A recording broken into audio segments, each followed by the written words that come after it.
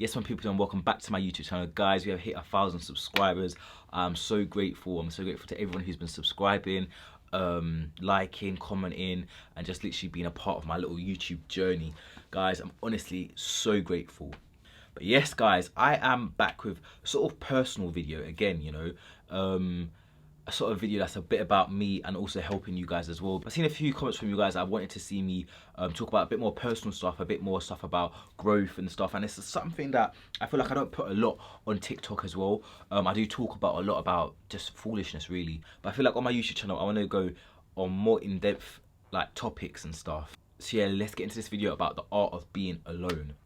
So if you've seen from my last video, I've spoken about the issues of me in secondary school and how that's impacted me as I've gotten older. From an early age, I've had to learn how to be alone, how to be on my own, how to enjoy my own company. And it's not like, oh yeah, I was enjoying my own company in secondary school when I was on my own and stuff. Nah, it was more after school, in the summer holidays, or it's like I had friends but I didn't have real friends. I didn't have friends I could just call up and go out, or like I'll say let's go and do XYZ. You know what I mean? Like obviously I had my one or two little friends, but when we'd fall out, because we'd always fall out about some dumb shit, I didn't really have much. Or like the people that I did hang around with, they were no good, and all these experiences led me to the man that I am now, where I can just enjoy my own company, I can be on my own, I can do my own stuff, do you know what I mean, and not have to worry about other people or like what other people think. Of course, in the back of your head, you always got those thoughts, you know what I mean, especially as a person who's like, I've got anxiety and stuff. But yeah, I feel like when I really started focusing on myself was probably like year 10 times, year 10 and 11. I remember in lockdown, right, I was like deleting social media and stuff. Like I deleted social media for a whole month. Can you imagine? I was like 14, 15, yeah, deleted social media for a whole month. I was just focusing on myself, like mental health. I was like going through my own little spiritual journey, as I'm a spiritual person, right? So I was going through my own little spiritual journey, and I was just like trying to get my mental health back in order, do you know what I mean? But the thing is with that, it's a cycle you got to go over and over again. The thing is with mental health as well, it creeps up on you, you know what I mean? You can feel good one time, and then you can feel low, then you can feel happy, then you can feel high, you know what I mean? It's an up and down thing. So it's all about getting up, redoing it, rebuilding yourself all over again. But you doing that, you rebuilding yourself, is just making you stronger each and each time, do you know what I mean? So when you get that high again, you're always going to be stronger than last time. Even sometimes now, I still delete social media. I'll delete social media, maybe even if it's for a few days. Sometimes I do a week or even more than that, you know what I mean? Like I actually, my friends can vouch for me, sometimes I just disappear. And I think it's generally just a coping mechanism, yeah? And I've just like learned that from when I was younger, just to cope and just shut everyone out. And it might not be the healthiest, but I know that when I do that, when I come out from it and I reinstall everything and I get back into the social stuff, I know that I'm going to be better than I was before, you know what I mean? But that's just something that I've had to do just to learn how to cope with myself and my issues. So yeah, I started this from a young age, I'd go out on my own, I'd take myself out, whether it's just to go out to eat, you know what I mean? I'd go down Nando's, and then I'd go cinema on my own, I bun a local spliff and chill out. And it was just the small stuff, and that's the thing, that's where you got to start. You got to start doing the small stuff. If you can't go out on your own, if you can't go to a restaurant and sit there and eat on your own, then that's where you're doing something wrong. You know what I mean? That's insane to me, because I don't know, I feel like I've been doing that for so many years now, that if you can't do that, then you've really got to look at yourself and think, I've got to start like changing something, you know what I mean? I've got to be able to be comfortable in my own skin, where I can go into a restaurant and happily eat on my own, you know what I mean? I have no problem with it. 17, 18, I was going out eating on my own, I was just doing the little small stuff. And when you argue with like your closest friends, I'd argue with them, and then we'd fall out, and then it's like, I'd be on my own. And it's like when you realise, you ain't got no family, you've got family issues, friend issues, you realise you only do have yourself. I said, I'm going to work on myself. I'm going to work on myself and being able to just be on my own and not have to worry about people. Do you know what I mean? Because you know what? When I was younger, all I cared about was friend. Yeah, I want a friend to go do this. I want a friend to go do that. I needed all of this and and this and the other. And it's only when you get older, you realise it's not even about that. Yeah, it's about focusing on yourself first. Because when you focus on yourself first, that's when you get good people in your life. Do you know what I mean? That's when you get the friends that you want. Because when you're so adamant on having friends and going out and partying and this and that and just having everyone and anyone around you, yeah, that's when you have the wrong people around you. You get under the wrong influences and stuff. But when you actually focus on yourself first and you do what you need to do, and realize you can go into a cafe, you can go, on a park, you can go on a walk, you can, go on holiday on your own, then you attract the people that you want to be in your life. Not just because you have to hang around them because they're your friends, or because or you don't want to be alone. You're too scared to do stuff on your own. You're too scared to go on holiday on your own. Go on holiday on your own. See how that works. Come out of your comfort zone. You know what I mean? Go where people don't know you, where you're the odd one out. Can you do that? That's the real question. So yeah, when I was about 19 years old, I'd done all the small stuff now. And I think the real challenge was when I went on holiday with one of my friends. And long story short, but my friend left early on the holiday. I'm not even going to get into that. My friend left early on the holiday, and I was left in Cyprus on my own. And I feel like that was when I really had to come out of my comfort zone. And most of that holiday I was kind of on my own anyway because my friend was sick.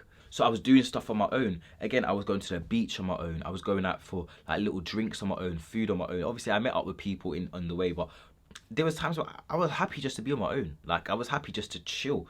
You know what I mean? Like, I got to the point where I actually liked it. I enjoyed it. And I was 19 at the time. So because I worked on myself from a young age, it was like, I'm 19 now. I can actually be on my own. I was enjoying learning more about myself, and being at peace. You know what I mean? And not having to be around people and not feeling lonely at the same time. But yeah, so then I was left in Cyprus on my own, and I enjoyed the holiday. I made good friends there that I still speak to now, actually. And this was about a year and a half ago. So this was last year. I think it was in June or July, something like that. And then I decided I'm going to go solo traveling, right? I'm going to go backpacking, Southeast Asia, Thailand, Bali. I only really did Thailand. I didn't really do Bali on my own. I kind of went out to Bali to meet one of my friends that I made in Thailand. But I went out to Thailand on my own. I literally, like, even now, me thinking it, I feel like it's kind of a crazy thing to do. I was just 20 and I took a one-way flight there. I literally just turned 20 as well. It was in December when I went. I turned 20 in October. So it was literally 2 months after I turned 20. And I went there, and it was good. I had my ups and downs, don't get me wrong. Like, it's not just you go there and you just, it's just some magical world. You're going to have ups and downs, especially you're out there for a long time. I was in Thailand for 6 weeks. So it was like, of course, you're going to have ups and downs. It's normal. Sometimes it felt even scary, when you deep that I was all the way in Southeast Asia. You know what I mean? And it made me think maybe I wasn't even that independent than I thought I was, But again, it's just the overthinking, right? I met some good people. I had a sick time. I made connections, and I'm like made friends that I'm still friends with now, like good friends. And it taught me a lot about myself and about other people. And yeah, obviously I went Bali after that, but Bali I was kind of with people I already knew from Thailand and stuff, so it weren't too bad. It wasn't really like solo. But when I got back to the UK, I did decide I'm going to go to Croatia on my own. So basically, I booked tickets for a festival in Croatia before I went to Thailand. And I said, well, if I'm going to do Thailand solo, by the time Croatia comes in June, I can do that solo. So I booked that, and then I booked the flights and all that stuff when I got back from Thailand. And I was like, you know what, I'm just going to do it. But when the time came, again, I wasn't sure. I couldn't believe that I did it. Like, holiday is so different to traveling, like to go on a holiday, and a party holiday at that, where everyone's with their friends and stuff, like that was so out of my comfort zone. Like, I just couldn't believe that I did that. Like, even looking back at it now, like, I can't believe I went all the way to Croatia to go to a festival, right, for a whole week on my own. But that holiday turned out to be one of my best holidays that I've had.